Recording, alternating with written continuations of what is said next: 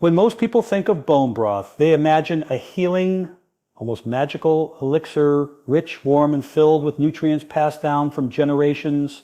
And there's truth to that. Bone broth is one of the oldest functional foods on the planet. It delivers collagen, amino acids like glycine, minerals like calcium and magnesium, and compounds that support joint health, gut repair, and even immune resilience. But here's what most people don't realize.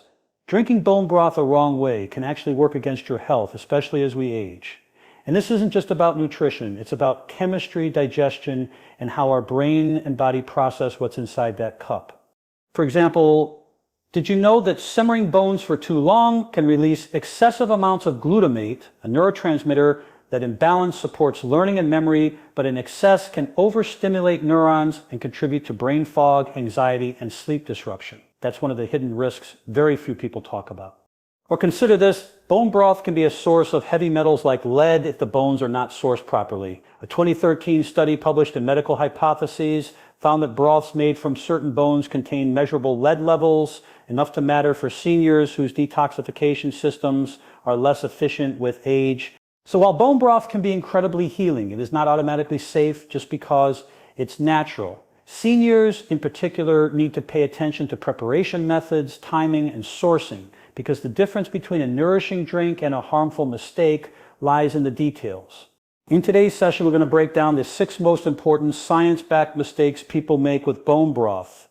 Mistakes that can affect your gut, your brain, your joints, and your energy levels. More importantly, you'll learn exactly how to avoid them so that you can unlock the full benefits of this ancient healing food without the hidden costs. By the end of this video, you'll have not only the knowledge, but also clear, actionable tools you can use immediately, whether you're making your own broth at home or buying it from the store. So let's dive into the science and uncover what's really happening in your body when you drink bone broth and how to make it work for you, not against you. Over-simmering and excess glutamate. When we think of bone broth, the phrase, the longer it cooks, the better it gets, is almost a mantra. Recipes often call for simmering bones for 24, 36, or even 48 hours straight. And while this approach may extract more collagen and minerals, it also creates a hidden risk that very few people are aware of: excessive glutamate release. Glutamate is a fascinating compound. Inside your body, it plays 2 very different roles. On one hand, it's an amino acid found in protein-rich foods. On the other, it's also a key excitatory neurotransmitter in your brain, meaning it helps nerve cells communicate rapidly. In fact, without glutamate, you couldn't learn, form memories, or focus. But like many things in biology, the dose makes the poison. Too much free glutamate can overstimulate neurons, leading to what neuroscientists call excitotoxicity. Now, what does this mean in the context of bone broth? Research shows that long cooking times can break down proteins in the bones and connective tissue into smaller amino acids, releasing free glutamic acid. This is the same chemical backbone as the glutamate you might have heard of in MSG, monosodium glutamate. For some people, especially seniors who may already have heightened sensitivity in the nervous system, high glutamate intake can trigger brain fog, headaches, anxiety, or disrupted sleep. Think about it this way. Your brain is like a well-tuned orchestra. Glutamate is the violin section, essential for melody, but if it drowns out the other instruments, the music becomes harsh and chaotic. That's what happens when free glutamate overwhelms the calming neurotransmitters like GABA or glycine in your brain. Instead of balance, you get overstimulation. Have you ever had broth late at night, only to feel oddly restless or wake up more during the night? That could be your nervous system reacting to too much glutamate. And because aging brains are more vulnerable to chemical imbalances, this is particularly relevant for seniors. The solution isn't to give up bone broth, it's to prepare it wisely. Studies in culinary science suggest that simmering bones for no more than 8-12 hours strikes the right balance, enough time to extract collagen, minerals, and amino acids, but not so long that you flood the broth with free glutamate. If you're using smaller bones like chicken wings or fish bones, even 4-6 hours can be sufficient. Another practical tool: balance your broth with foods that support calming neurotransmitters. Glycine, also found in bone broth, has the opposite effect of glutamate. It promotes relaxation and better sleep by helping your brain cool down at night. But here's the catch. The ratio matters. By adding more glycine-rich ingredients like gelatin powder or pairing your broth with magnesium-containing vegetables, You create a natural counterbalance to glutamate. From a behavioral perspective, this is about precision rather than excess. Many of us assume that more equals better, but neuroscience tells us otherwise. Too much stimulation, even from something natural, can tip your brain into overdrive. By reframing bone broth not as a marathon simmer, but as a carefully tuned preparation, you're actually respecting your biology instead of overwhelming it. So here's your practical takeaway. If you're making bone broth at home, aim for 8-12 hours of simmering for beef bones and 4-6 hours for poultry or fish. Use lower, gentler heat, and don't be afraid to stop the process earlier than recipes suggest. Your brain and body will thank you. And remember this principle more broadly. Health isn't about extracting everything. It's about creating harmony. Just as your brain thrives on a balance between excitatory and calming signals, your nutrition should be about balance, not extremes. Ignoring heavy metal contamination. When people think of bone broth, the word pure often comes to mind. It feels like the very definition of a natural, wholesome food: bones, water, thyme. But here's the uncomfortable truth. Bones are not just reservoirs of calcium and collagen. They also act as storage sites for heavy metals, especially in animals exposed to industrial feed, pesticides, or polluted environments. And when you simmer those bones for hours, those metals don't just stay locked inside, they can leach into your broth. One of the most concerning is lead. In 2013, a study published in Medical Hypotheses tested different types of bone broth made from organic chickens. Even with organic labeling, the researchers found measurable levels of lead in the broth higher than what was present in the water alone. Now, to be clear, the levels weren't catastrophic, but lead is a cumulative toxin. It builds up in the body, and seniors are especially vulnerable because detoxification systems like the liver and kidneys often slow down with age. What happens when lead accumulates? Research shows it can interfere with calcium metabolism, weaken bones, impair cognitive function, and increase oxidative stress in cells. In fact, even low-level lead exposure has been linked to higher risks of hypertension and cognitive decline in older adults. And it's not just lead. Bones can also store cadmium, a metal found in industrial fertilizers and cigarette smoke. Cadmium is particularly hard on the kidneys, organs that are already under strain in many seniors. Over time, these hidden exposures may not cause immediate symptoms, but they create a slow, silent burden on the body's resilience. Here's a simple analogy. Imagine your body as a bank account. Every day you make deposits of nutrients, energy, and positive habits, but if you're also unknowingly making withdrawals, in this case by ingesting heavy metals, your balance goes down even if the deposits feel healthy. That's what happens when bone broth is made without considering sourcing. So how do you avoid this mistake without giving up the benefits of broth? The key is quality sourcing. Choose bones from grass-fed, pasture-raised, organically raised animals. Why? Because animals raised on natural diets and clean pastures are far less likely to accumulate high levels of heavy metals in their bones compared to conventionally raised livestock-fed, processed grains, and exposed to pesticides. Another tool, vary your broth ingredients.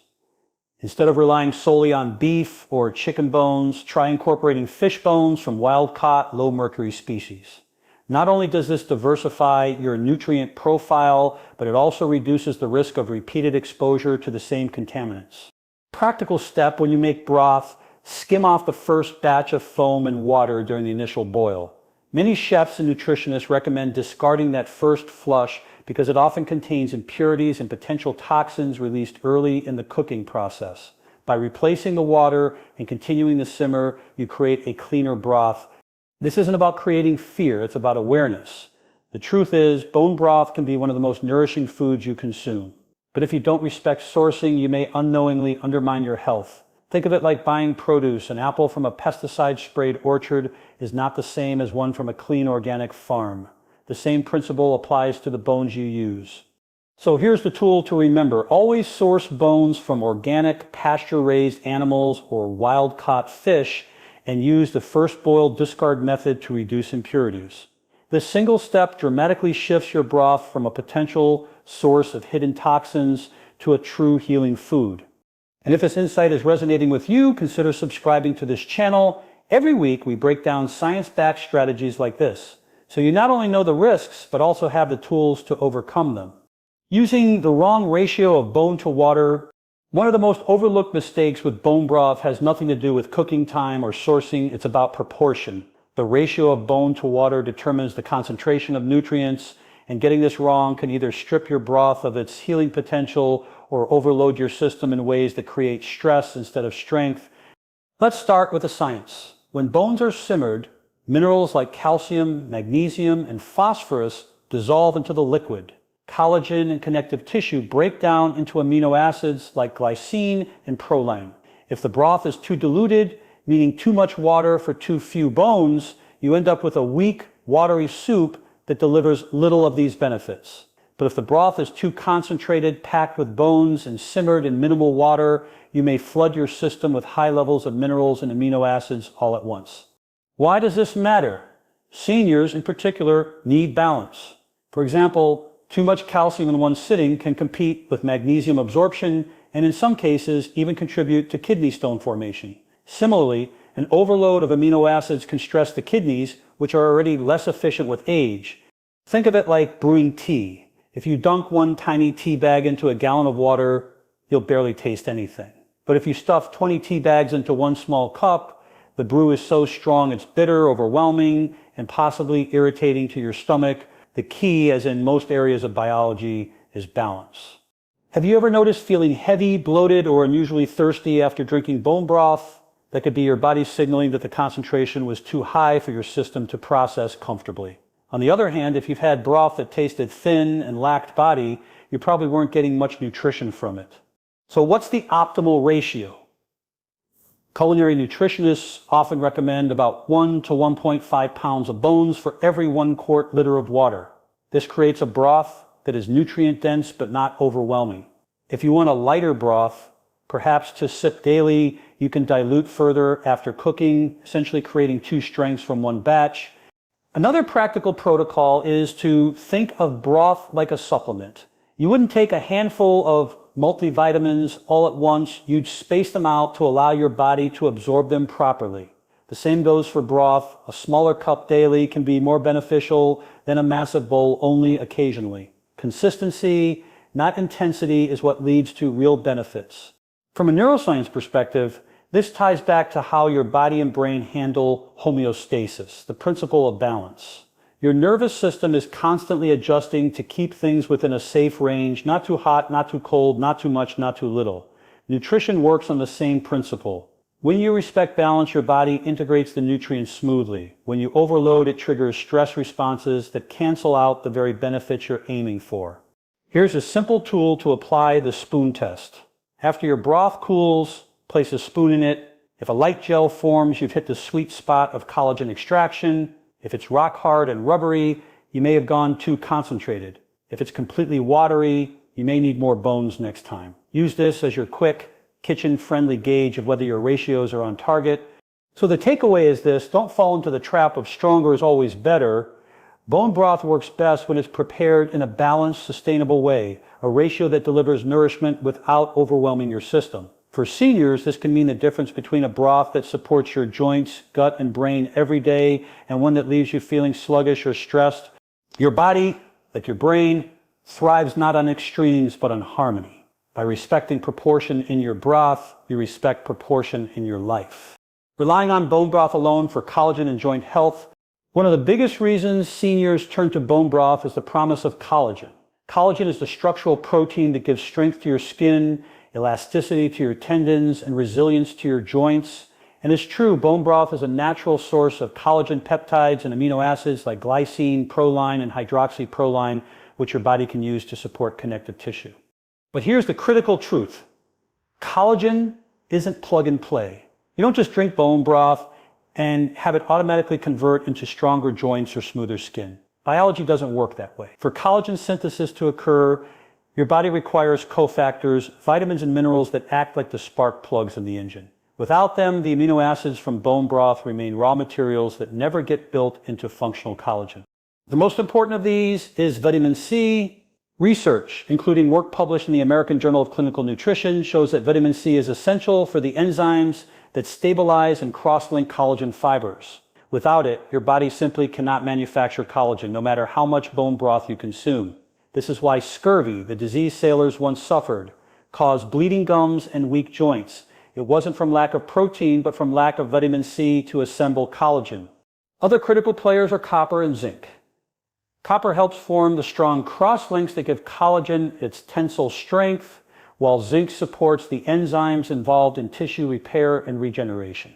Without adequate levels of these minerals, collagen production slows down dramatically. So if you're sipping bone broth daily, but neglecting these cofactors, you may not be getting the results you expect.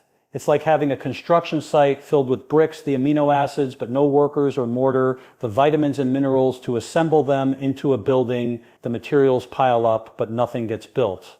Here's where psychology and habit design come in. Many people fall into what behavioral scientists call the single solution trap, the belief that one food, one supplement, or one routine will fix everything. It feels simpler, but it's incomplete. Real change almost always comes from systems rather than single tools. Bone broth is powerful, but only when it's part of a larger nutritional system that provides the cofactors collagen needs. So how do you put this into practice? Pair your bone broth with foods rich in vitamin C, citrus fruits, berries, bell peppers, or even a squeeze of lemon directly into your cup. Add leafy greens like spinach or kale for magnesium and copper. Include pumpkin seeds or nuts for zinc. By combining these foods, you're not just drinking broth, you're creating the biological environment for collagen to actually form. Another practical protocol, if you drink broth in the morning, follow it with a small fruit snack, an orange, a kiwi, or a handful of strawberries. That timing ensures the amino acids from the broth meet vitamin C in your bloodstream at the same time, giving your body the full toolkit to build collagen effectively. And here's an empowering reminder. This principle doesn't just apply to collagen. In every area of health, synergy matters. Your brain, your gut, your muscles, they all function best when different nutrients, habits, and systems work together. Bone broth is not a silver bullet, but it can be a cornerstone when used intelligently. So the tool here is simple. Never rely on bone broth alone. Always pair it with vitamin C, rich foods, and trace minerals to unlock its full joint and skin benefits. And if this insight is helping you reframe how you think about nutrition, consider subscribing to this channel. We explore these hidden connections every week, so you have not just the tools, but also the deeper understanding to apply them effectively in your life. Drinking it at the wrong time of day. Most people think of bone broth as something you can drink anytime, like tea or water, but the truth is, timing matters. When you drink bone broth, can influence whether it calms your nervous system, helps you sleep, on the other hand, leaves you restless and overstimulated. The reason has to do with the unique mix of amino acids inside broth. One of the most abundant is glycine.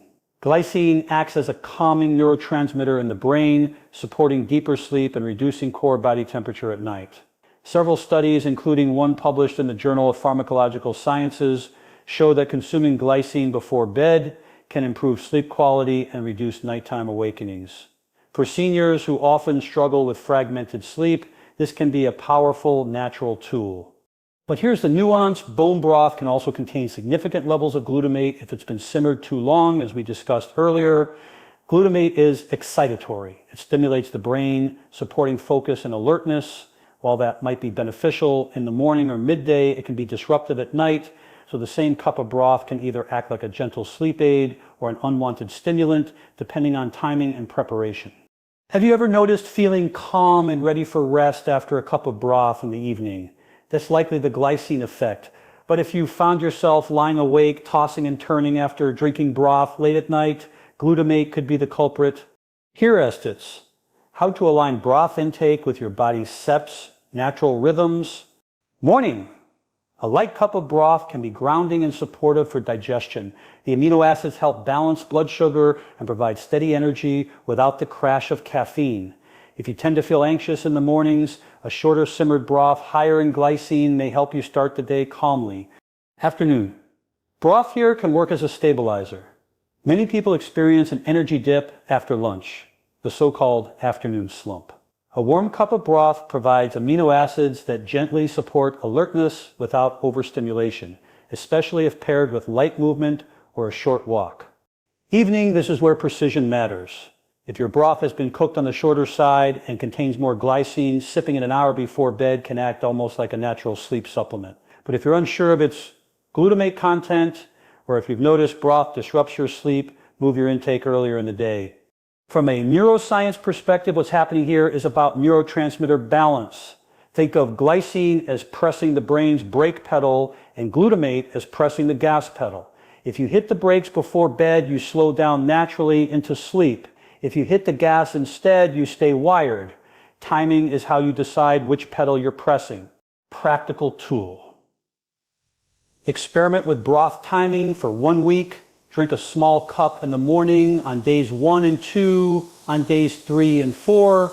Try an afternoon serving on days 5 and 6. Have it 1 hour before bed. Track your energy, focus, and sleep each time. By the end of the week, you'll know when broth best supports your body.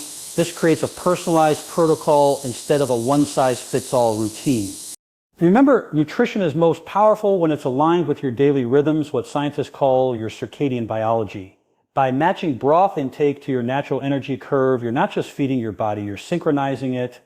So the key takeaway here, bone broth isn't just about what you drink, but when you drink it, use timing as a lever to either energize your day or deepen your rest. If you found these insights useful, go ahead and like this video and share it with a friend or family member who could benefit. Sometimes the smallest adjustments like timing create the biggest transformations. Skipping gut supportive additions.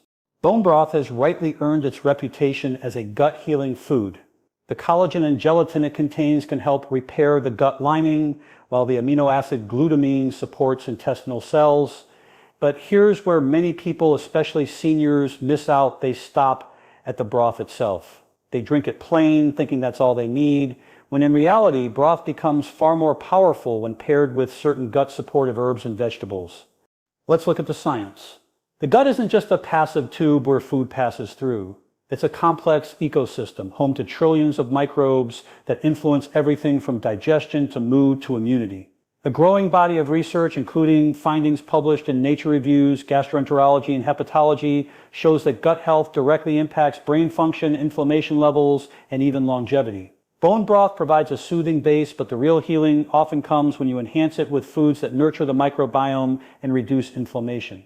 For example, adding garlic or onions introduces prebiotic fibers that feed beneficial bacteria in the gut. These bacteria in turn produce short-chain fatty acids like butyrate, which calm inflammation and strengthen the gut lining. Ginger, another powerful addition, has been shown to improve digestion by stimulating gastric motility, essentially helping food move smoothly through the system. Turmeric is another superstar. Its active compound, curcumin, has strong anti-inflammatory effects. Studies have linked curcumin to reduce gut inflammation and better regulation of the immune system.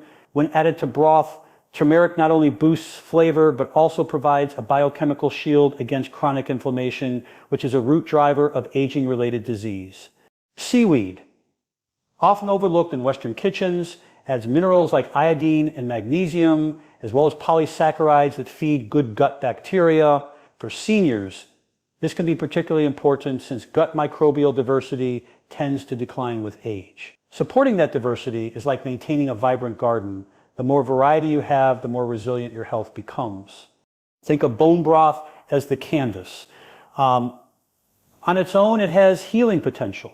But when you layer in these additional ingredients, you're painting a richer picture, one that supports not only the gut lining, but also the microbial ecosystem and the broader immune system.